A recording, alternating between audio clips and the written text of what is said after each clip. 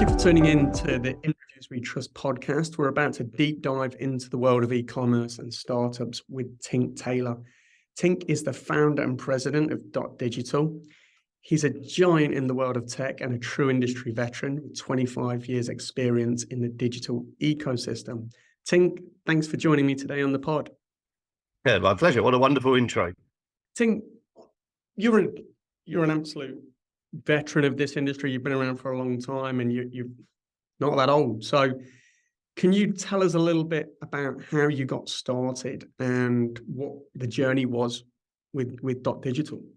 Yeah, well, we've come a long way. It's quite a long story. I'll try and surmise it. We founded around the time of the dot-com bubble bursting. I had a background in tech. I was websites were just coming into fruition. We were just being built. I worked at a company where I'd been given a project. Actually, our team had been given two projects. One of them was, will the internet be any good for communication? Go and research it. And the other one was to invent cloud computing, which the company did, and they sold. And where we all live and work today is all harks back to that team. So it was quite a moment. After that, I took some time out. I was spending my life living overseas. I was a windsurfing instructor there by day. Worked at the largest windsurf school in the world. It was quite an exclusive place, so sort of C-level executives would come. And so I taught a lot of those. But when it wasn't windy, I was bored. So I just built this website for the windsurf school. They have an online booking system, probably years before anyone else did in that area. And as a consequence, all the people I taught were like, when you come back to London, could you build our website? And so, sure, who do you work for? And it was like, the BBC. It's like, well, that's a bit big for me just by myself. So that's kind of, I pulled together a collection of a couple of other friends I knew. And fortunately, they were better designers than me and better coders than me. And I sort of ended up doing the commercial stuff. So we started a web design development company. We were very technical, more technical than a lot of our peers. Static sites were being built back in those days. We were building content management to update and maintain your website. We built an e-commerce variant of that as well. And, all of our customers typically came back to us and said, can you help us market our site now it's launched and we can make updates and what have you. So that's when we built the marketing tool that later became Dotmailer. So we actually had at that time a CRM, digital, dot editor, sorry, an e-commerce version, Dotcommerce, and then Dotmailer. As the company grew, we had to, focus for me is everything, I think, in any world of business. And, we were competing in three very competitive markets, bootstrapped against some giants. So, we sort of did a Dragon's Den style exercise, I guess, before Dragon's Den existed, where we pitched at some friends of ours who were consultants who liked the business. And we kind of, they sort of pitched to us like, well, I think we were turning over $1 million. It's like, how can you make it 4 million? In 3 years, and we sort of pitched individual plans. My plan was around the Dotmailer side of things, and I think I went back and said, look, there's 12 million. I think we can smash that. Forget your 4 million. And sort of everyone turned around and went, oh, go on then. Prove us right. And and I guess I did. So the Dotmailer thing really got some injection of belief and maybe a bit more focus than we'd had. Over time, we slowly, sort of put to sleep. Is that the right word? Other, we had a dot agency. It was a web company that was our bread and butter of our first child almost. And we had to sort of slowly close that down. But we migrated all the really good people we had in the other elements of the business behind the marketing platform, which obviously over the years has transitioned just from email into multi-channel, into marketing automation, and now into CXDP. As we built more features and functionalities and capabilities that we think are cool, and actually what our customers come to us and ask that they want and need. So quite the journey, I guess, from a beach in Greece to now I'm living here in Whistler, operating what is now a global company. So So how many staff are you up to at the moment? How many staff? I think we're just shy of 500. Is probably we went through a phase, certainly in the early days, you kind of measure success by the amount of people you got.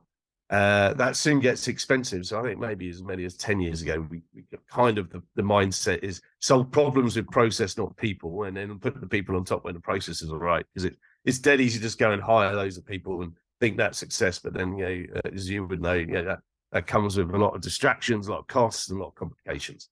Yeah, it can get tough. At reviews, we definitely made that mistake of hiring certain roles too soon. Like VPs of this, VPs of that, and it just, we didn't have the right processes, and then you end up, those people become disenfranchised and end up leaving, and yeah, it can be tough. How many of the founding team back in 1999 are still with you guys? In terms of the actual team and the first ever employees and what have you, we have a huge amount of them still with us. There's probably an argument to be made here, and I don't know which way I should go. And I don't know how this is settled on a day-to-day basis. But our very first paid for employee, we took this young boy on as a work experience. One of my co-founders, Dave, knew his dad very well, and actually we were doing a project with him. He worked in telecoms, BT. So we're doing a big project for them, and he said, could you take on my son for a few weeks? So I got him in, and I think I got him copying and pasting loads of HTML before we discovered include files to do menus and stuff. It's crazy when you look back. So he was there for 2 weeks, but during that period, we actually hired our first full-time employee. Someone had just a graduate, super smart graduate, and we needed to expand our tech capability. So we had this guy, John, come in. But Steve, who was the work experience guy, then left. Obviously, he went and built a career, very successful in his own right, and he's now our CTO. So he's back. He's gone off and trained, but John stayed with us from day one. So the very first two, I mean, is it full time? They're back. Yeah, they're still there. John's been with us for the whole journey. In fact, a number of the team that John helped hire are still with us as well. I love that you've still got staff. I mean, I always kind of ask that question to companies, right? If you still got your first members of staff, because that's always to me is a good sign of a great culture from those early days. It's those people who build that culture, and it's those people who are like, they're those guys that set the tone. We massively believe in culture, and a lot of the culture, in the business, I guess, came from us. But we actually gave that responsibility over to the team, from the shop floor.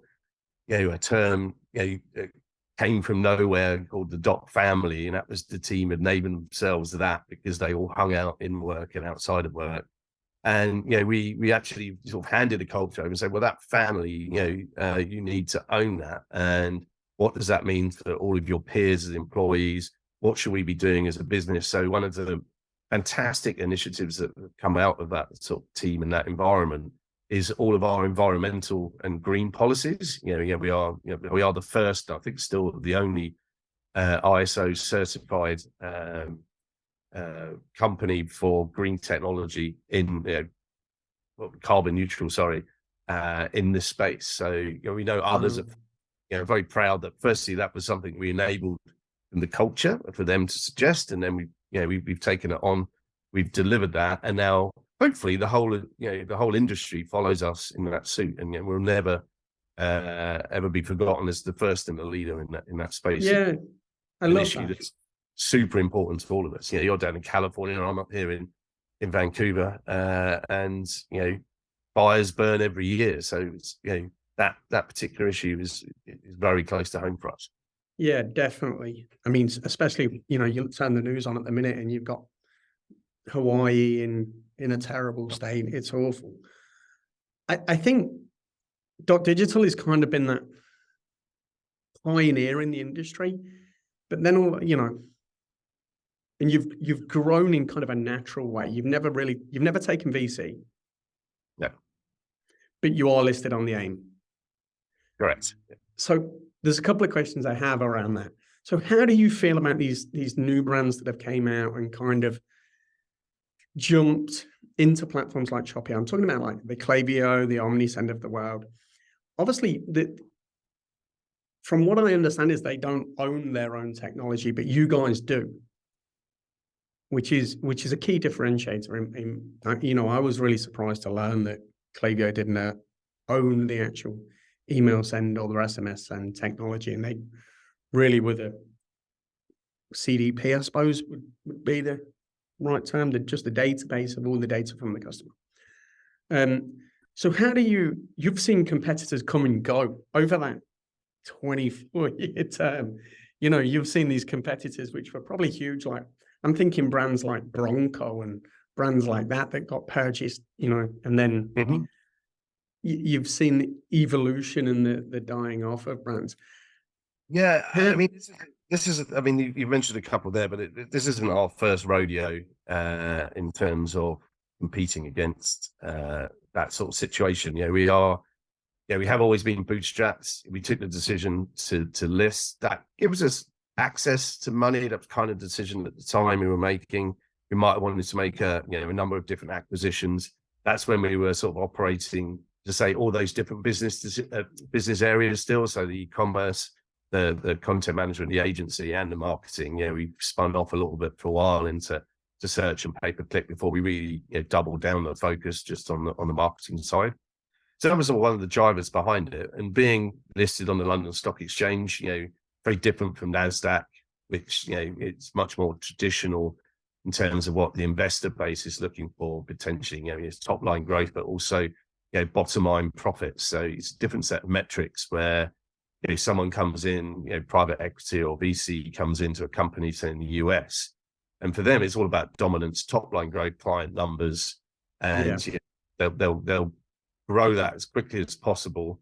Probably on a 3 to 5 year cycle is your private equity playbook, and either try and find a private sale or list somewhere at a significantly increased cost. So everything is about domination, and there has been a huge amount of success stories where that's really worked. People come in, they have these untapped budgets where it's like, go and spend this on hiring people. We've talked about hiring off air. How challenging that is as you grow lots of people very quickly. But when you don't have to make a profit, that's easy. When you've got unlimited marketing budgets, throw at people and tell everyone, you are the best thing since sliced bread. It's very convincing to the end customer or the end prospect. When they hear all those stories, they see you everywhere, they see you sponsoring everything, you're having drinks parties, you're dominating. But the reality is, sort of the underpinning of that isn't a profitable business. And there probably is a lack of duty of care, probably not the right words, but essentially the objective is to move the company on. So if you sign up today with a long contract, those you're talking to that have ownership and what have you might not be there down the line in the future. So what's the long game here? Obviously, the world we're living in right now has significantly changed in terms of the macroeconomic environment. COVID, what's going on Eastern Europe with Ukraine and Russia and so on. So the markets are really struggling. So that money is kind of dried up. So a lot of companies, they typically are told, here's a load of money, go spend it, get top line, client numbers, doesn't matter the price, no contracts, all that kind of stuff. Sign them up. Looks great because that's a good story where we can find someone to buy this, or it's a great story for when we list. The challenge now is that they go back and say, well, we spent all this money, and the private equity has sort of said, we're just being a bit careful right now with our funds, and we're just going to hold investing anymore. And it's like, what? Well, we suddenly now, as a business, have to break even. Yeah. That's why we've seen, it's widely publicized in the tech space. There's been so many layoffs. People are trying to just get back to a break-even point. Whereas we've, undoubtedly, if we were growing in a similar way, and there's definitely some envy there that I would have loved to have done that. Even as a private company, necessarily be private equities, you're much more in charge of your own destiny and what you spend and what have you, compared to a public company where we have to say, this is our 3-year projection. This is how much profit we're making. We're investing that back in the business. We're reserving this for other stuff, which people are always asking us what acquisitions we may or may not make and what have you. So we've been sort of trundled along nicely. Always hit growth year on year. Successfully had to be very open and transparent about the quality of the business. All of our metrics are in the public domain. So the world sort of swings back to us. We haven't made any redundancies. Who knows what the future holds in terms of the climate and what have you, the economic climate we're living in. But we'd hope not to. One of the reasons and abilities that we have with that is because we are a solid business. We have sensible metrics from top line growth, through your EBITDA right the way down, into your bottom line and your profits. Whereas we've got competitors now who have promised the world to loads of people, hired loads of people to deliver that, had sort of untapped marketing budgets to sort of achieve that. And the easiest thing to do when you need to make money or save money within a business is kill your staff. That's your biggest cost, and to cut back on your marketing. So they might promise partners that we're going to give you this marketing, or they're going to sponsor this show or these drinks. Might be that all suddenly starts drying up. So as an end customer, you'll be faced with challenges with service, no doubt, and we hear that all the time. I've heard that over the last 24 years. I mean, first big one was Exact Target, and they were desperate to get acquired, and they were always positioning themselves next to Salesforce and what have you. Over the last 25 years, there's always been someone, a noisy neighbor that's just received a whole load of funding and could go and hire a load of people and splash marketing messages everywhere. So but it's an interesting world, where we live today in terms of the economic climate. Things will probably swing back the other way in due course. We all hope, of course. I mean, for me, I can almost predict now. I can go, I talk to people and I'm like, okay, this is what's going to happen in 12 months with this business. They're going to start raising their prices because they've got to prove to their board, or they're looking at IPOing. So in 12 months, they're going to start hiring. In 24 months, they're going to start backing up prices. In 36 months, they're going to start firing. I can almost, like, when you see some brands coming into the market with this huge amounts of capital, you can almost predict each step on a graph almost, once you've seen it a few times. I mean, I do work as an advisor for several firms. I mean, they have been on that journey in the past. And I think one of the bits I've been able to get advice on there is, once you get given a large chunk of money, it's quite easy to be blindsided by just frivolous spending. And it's like, if you still have the rigor around tracking your ROI and your costs and your profit and all of that sort of stuff, despite what you're being told, and you're encouraged always to go spend it all and dominate. But I think if you still have sort of the sensible level-headedness about where you are spending, rather than just being so frivolous. But we've seen lots of examples of people come along and just splash cash everywhere, and they're trying to people try and hire our staff, or hire salaries, and what have you. So with no people, but that's where the culture piece we talked about earlier is really important. People, they see that, they get that, and they can understand. It's that we're happy where we are, we love the culture, we know what it's like to sort of dive into that. We've had plenty of people that have sort of maybe taken the 30 pieces of gold and then come back later with their tail between their legs and go, the grass is on the other side. Yeah. So where's your main focus at the moment? For me, I've look after all of our partnerships. That all of that stuff wraps up to me. It's something that I sort of sat and watched and helped with for many years. For as we've talking off there about expanding the business overseas and how that happens. But at one point I was finding myself on 150 flights a year somewhere, flying around the world, speaking at a conference and meeting the team, seeing the customers, but also meet all the partners. And it got to a stage where, we started, we have 3 regions, we have a GM structure for EMEA, the Americas and APAC.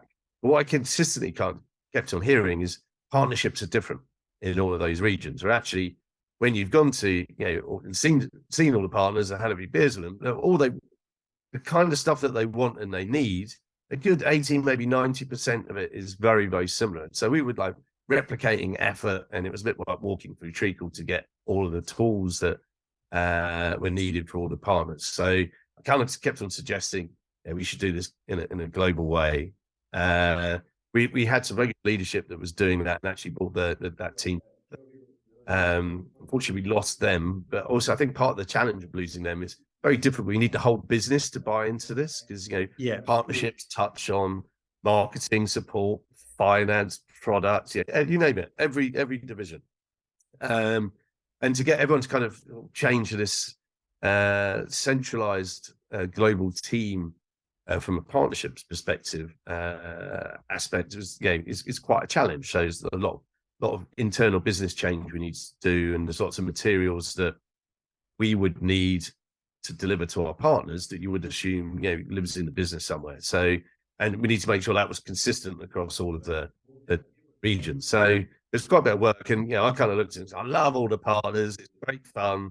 And probably I'm the only person who could go get all the other departments to sort of get into this and do it. Buy in. Yeah. So yeah, I put my hand up. I always maintained big relationships. Your Adobe's, your Microsoft's, big commerce. Yeah. Shopify and so on, but then everything that falls below it, I said, you know what, just give it to me, and then we'll do it. But it's a whole lot of fun. We have some really good. I have 3 really good leaders within that team. You probably know our guys over in the UK, and they're a pleasure to work with. They work very collaboratively. We go back with a single set of requirements to the business. Say, we need this, and kind of like the way I talk about that with the team is, our sales team are our customer. We must deliver them, referrals and business. Our partners are a customer, but then equally all the teams within the business, we're their customer. So marketing needs to deliver this stuff for us, maybe product needs to deliver, or whoever. Yeah. So there's a food chain thing. So that's very much the language I've used sort of internally with the team and to our partners, and then also to the internal team. It's interesting what you say about creating that global team. Reviews we've created, we've probably done what you guys did originally, and maybe I've just literally wrote down what you just said about the global partnership team, because it's something that not I'm struggling with at the moment, but it's starting to get that way. As we're growing, we've got partnerships team in all regions, similar regions to yourself: Europe, UK, Australia, and the US. And I have individual partner heads in those areas, and maybe we should look at doing that at a global level instead of them being in that regional team. Maybe one of the things that I find really interesting in the post-COVID world is how events have changed, and I have a real view on this. I really don't like the big events anymore. I don't think they offer the value that probably they offered pre-COVID. What's your take on how you see the events working now? Are you still doing, because you've always done the big events, you've always had those stands, you've always had a footprint at all the big events. How do you see that? Is it changed? Has it changed your views, or are you still doubling down on big events, or are you changing your focus? Probably the honest answer is we're still figuring it out. And again, it's different in different worlds.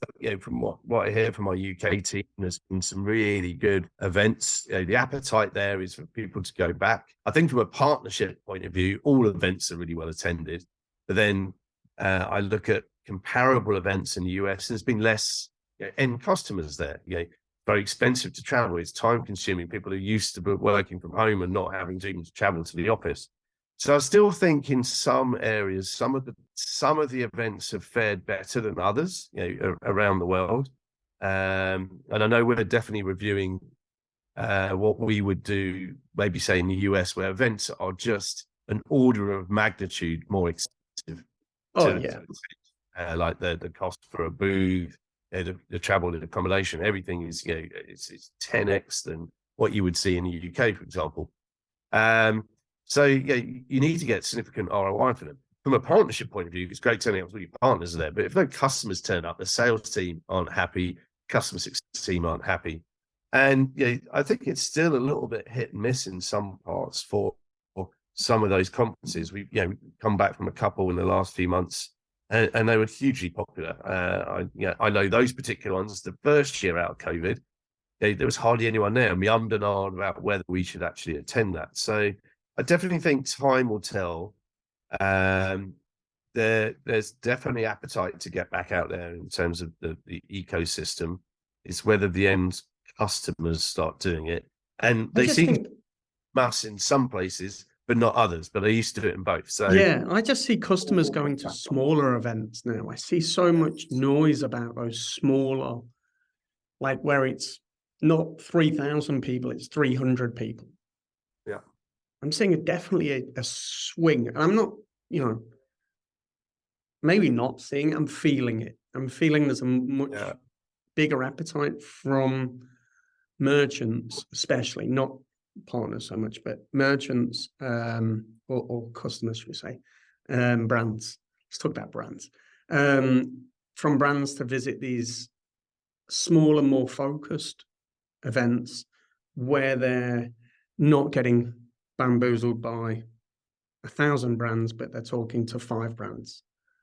And I'm definitely seeing a shift there, especially in the US.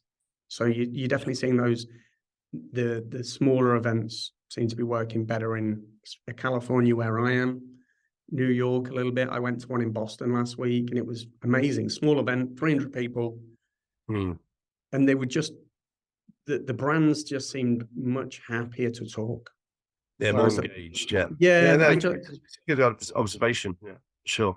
I just feel that we're having better conversations at those smaller events. Whereas 3,000 people, it would have cost me 10x more for a little booth. You know, the noise would have been a lot more. So for me, you know, I didn't know whether you'd seen the same thing, and that was, I'm looking for you for validation, but you're not giving it me right now. It's not dissimilar. I'd say, there has been some of the bigger ones, were a real hit, and I think some of them have been a miss. And on air, we were talking about our first trade show that as Dotmailer we went to, and it was sort of guerrilla tactics. It was being smart and wise with the with the money that we had, because we had so little. And I think that's probably the best way to go right now. I certainly know, we talked about some of our competitors, and in this world outside of Dotmailer, I've sat on the email council in the UK and the equivalent in the US and Australia over time. So a lot of my competitors are very good.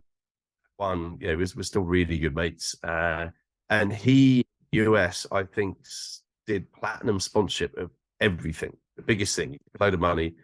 And we sat down and talked about it afterwards. And he goes, I didn't make any money out of that at all, nothing. But it goes to show, when you have all the cash, it doesn't necessarily deliver the results. And I know how much that platinum sponsorship is. I just think you need to get smarter about what you're spending money on. There's a lot to be said about smaller, more intimate, more engaged events and what have you. And you can, it's almost like print the t-shirts and take that on tour, isn't it? And I just think the merchant, the brands prefer them. That's kind of the feeling I get from my gut when I speak to them.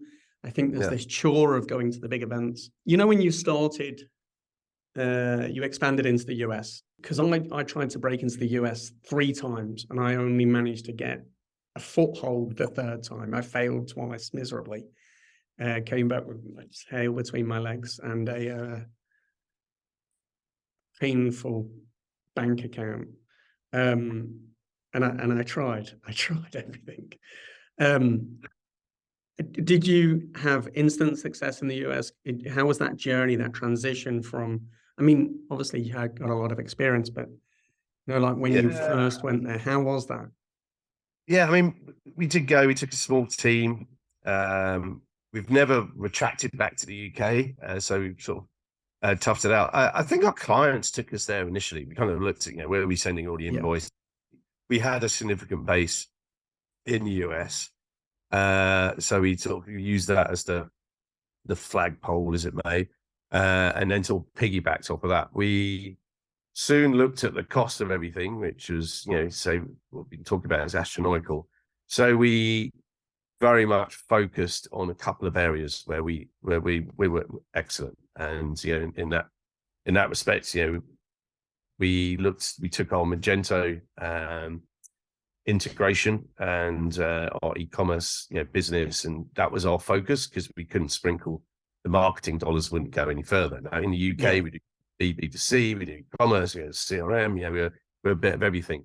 So we always led with that with our international expansion. We did the same in Australia, actually.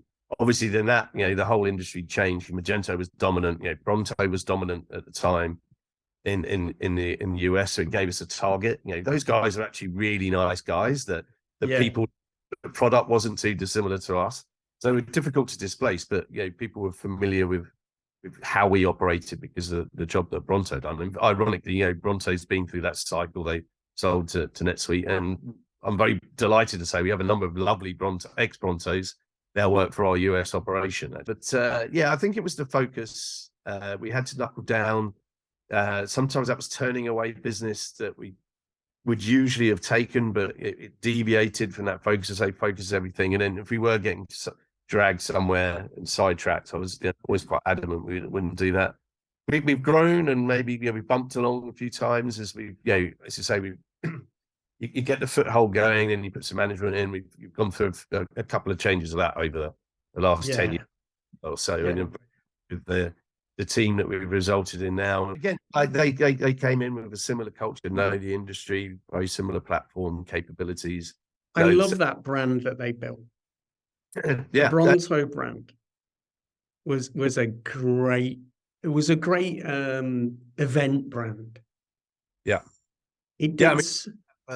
Winston, our watchdog, who's now the front man for all of our clever stuff, all our AI and what have you, is now called Winston. Winston being a British bulldog. We used to have a PG. He was the data watchdog, that when you uploaded data, it wasn't going to update our systems for the spam files. We'll check with like the receivers for their known bad accounts, so we could see if someone was using a dodgy list essentially. So we had the data, so we named him Winston. We had a little cartoon of him in the app. But then when we got to the States and we had Bronto, and the inflatable dinosaur was everywhere, we said, like, it's time to bring Winston alive. If you want a funny story, I had a meeting at what was Magento's HQ down in California, not too far from where you are. I was chatting to Mark Laval about the Bronto stuff, and saying that we're your platinum partner. So, and we have all this relationship, and it's great at senior level. But brand Bronto is, you come from open source, and everything is all fair and equitable and what have you. And I just look around your office, it's full of these inflatable dinosaurs. We're supposed to be your preferred partner here, and we had to jump. We never paid for that. We had to jump through a number of hoops. Test out the business. We could do B2B and B2C commerce. We could do SME through to corporate. We could do change to any language. That was some of the primary drivers. Us versus Bronto, they just couldn't do it, and there's a few other people that looked at that and said, we've earned this. And so we got these inflatable dinosaurs everywhere. And I only kind of said that as a joke. And then I went off and I had lunch, and I came back, and Ben Marks, and lots of people will probably know in the e-commerce world, is now, I think, at Shopware. I got back to the office after lunch, and he said, what on earth did you say? I was like, why? He goes, because as soon as you left, they went around the office and stabbed all the dinosaurs with knives. I was only kidding. But yeah, it works. Yeah, I do like that. So going forward, that's in the past. What's in the future for Dotdigital in terms of products? But the product, we've recently rebranded, as a CXDP. Obviously, everyone knows what a CDP is. We absorb so much data. We always have done from so many different sources. We have the smarts and the intelligence and the AI within that data to then generate the experience bit, which is the X bit. And that experience is augmented by all of the channels we've brought online. So we've gone from email to SMS, but nowadays we've got the live chat, that all of the data is synced together. You've got WhatsApp, it's coming online. We've got WeChat and things like Line in Asia that we look at as well. So those different channels, the end customers probably in charge these days in terms of like where they start the conversation and where they want to receive the information back. And the really important bit for us, and you talked about some of our competitors earlier saying they don't have their own technology. If they're sort of bolting technologies together, which do deliver the different channels, that's great. But the clever bit is when you merge all that data back together, and then you can use that in anger. I've been on live chat. I'm chatting up here in Whistler, so I'm chatting to the snowboard company. I'm into blue snowboards on the live chat with the agent. They've recommended it for you. You need to make sure that the next email goes out they send me Related. that conversation I had in a different channel. And when you bolt those bits of technology together, that bit doesn't happen. So that's kind of the principles of what we're doing. Is data is the foundation to help us deliver the right experience to the end customer. And that experience, things have never changed with the old adage, right message, right person, right time. Now it's in the right channel. And my fifth R is relevancy. I've always said relevancy equals results. And now we have to deliver relevancy across all of those channels, might be. And it's the integration part of that. So a big piece of work we've done behind the scenes over a number of years, as an email company, as we started, email was our primary key. We live in a world now where, we go to Asia, no one even has an email address. So we had to de-key the database. And that means changing pretty much every line of code within the platform.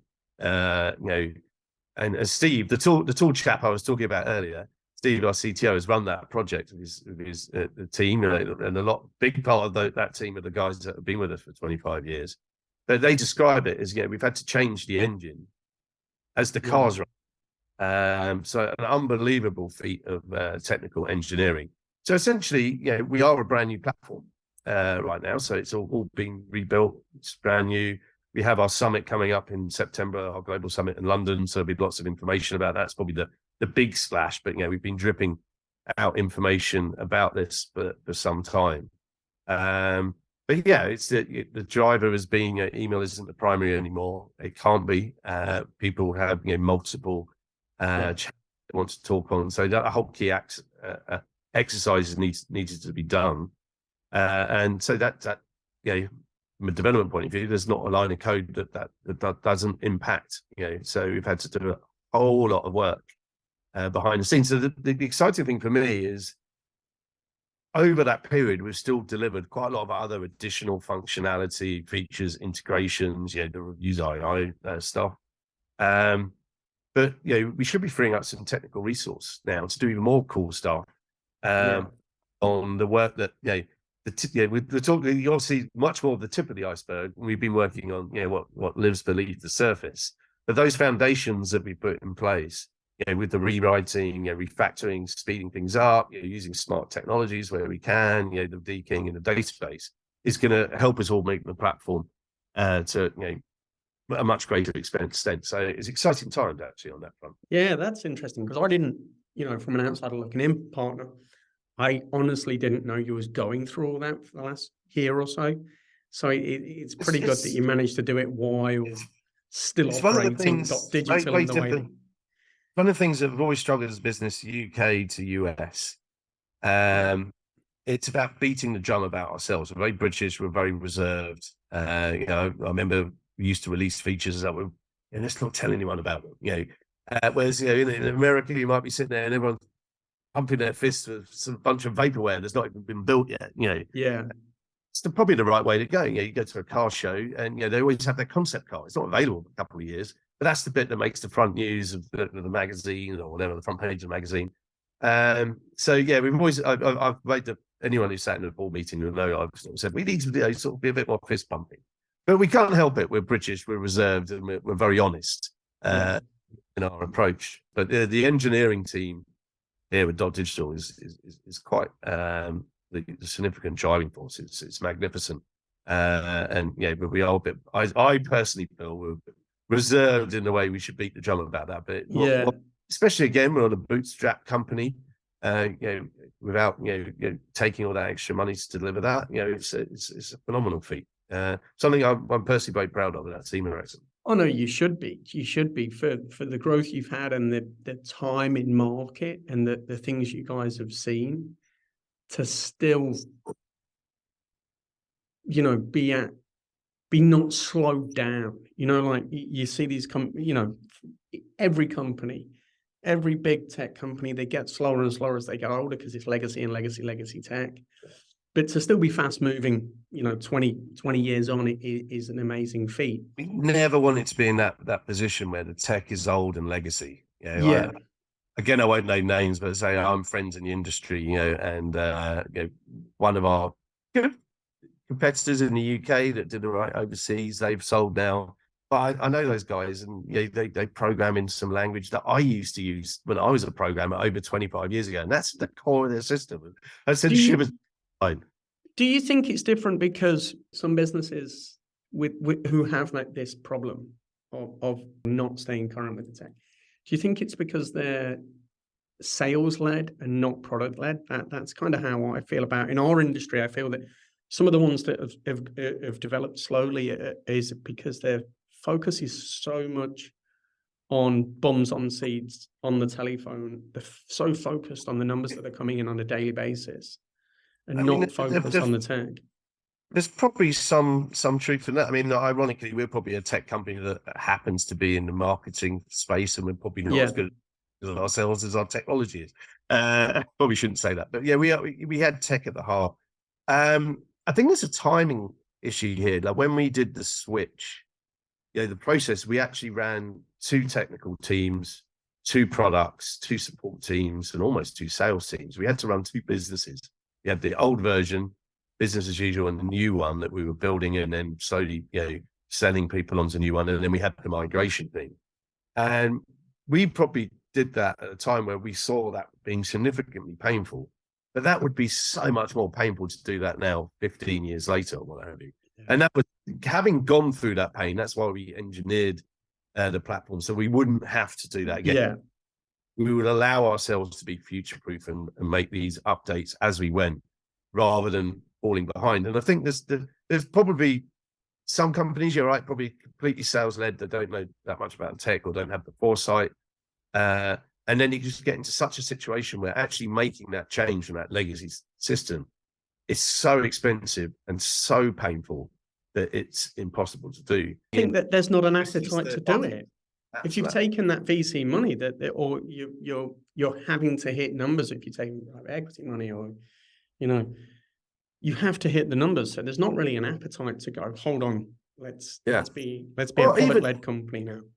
Yeah, I mean, if you're in that cycle, and it's say it's probably 3 to 5 years on the private equity cycle, it almost isn't your problem. If we could sell this or IPO this within that time frame, that's someone else's problem. And that was the exact target. Back in the day, certainly had some creaks with their technology. But it didn't matter. And Salesforce had bought it, knew that they would have to refactor it to integrate into their other technologies. So they bought it knowingly. There's there's no technical due diligence. Yeah. There is, if you're in that type of company in that cycle, there is an element of this isn't our problem. And I'm sure there's some systems out there that are held together with band-aids and sticky tape somewhere.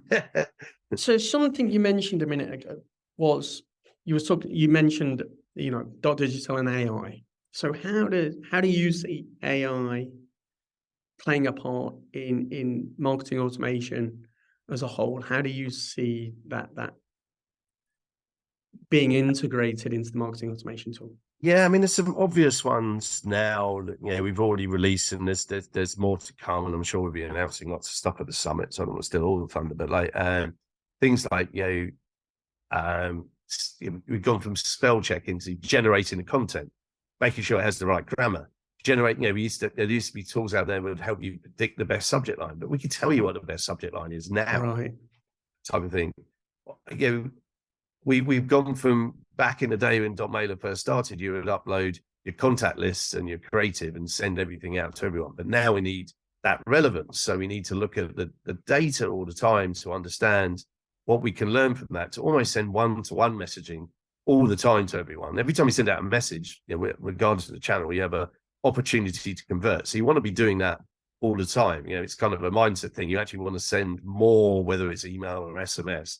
It feels kind of spammy, but it's not if you're not sending the same message to everyone. If you're sending more in total by understanding and interpreting from the data that you've got, that you actually have an opportunity to send a one-to-one message out right now to this person, because it's going to help with the conversion cycle or tip someone over the edge right now.